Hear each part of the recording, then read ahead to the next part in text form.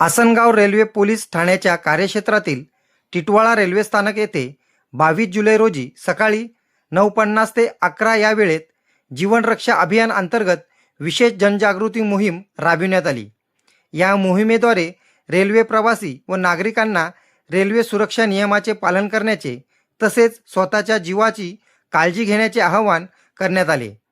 या जनजागृती अभियानात रेल्वे रूळ ओलांडण्याचे गंभीर धोके, चालत्या रेल्वेत चढणे आणि उतरणे टाळणे, अधिकृत पदचारी पूल अथवा सबवेचा वापर करणे तसेच वाहतूक व रेल्वे सुरक्षा नियमाचे काटेकोरपणे पालन करण्याबाबत प्रवाशांना मार्गदर्शन करण्यात आले।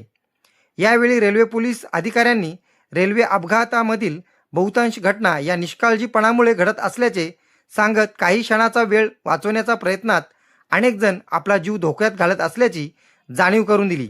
त्यामुळे कोणत्याही परिस्थितीत रेल्वे रूळ ओलांडू नयेत आणि अधिकृत मार्गाचाच वापर करावा असे आवाहन करण्यात आले।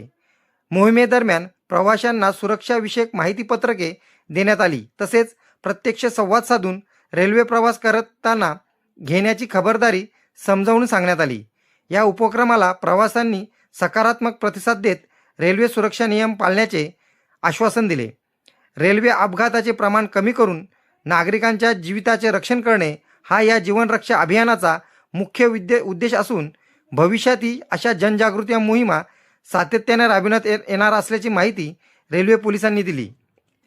यावेळी महिला सहपोलीस निरीक्षक भगत, पोलीस उपनिरीक्षक बारामतीकर व 28 पोलीस अंमलदार, 7 होमगार्ड, रेल्वे सुरक्षा बळ RPF टिटवाळा प्रभारी निरीक्षक आशु शर्मा, 4 जवान, कसारा व आसनगाव प्रवासी संघटनेचे कार्यकर्ते तसेच 40 ते 50 महिला व पुरुष हजर होते।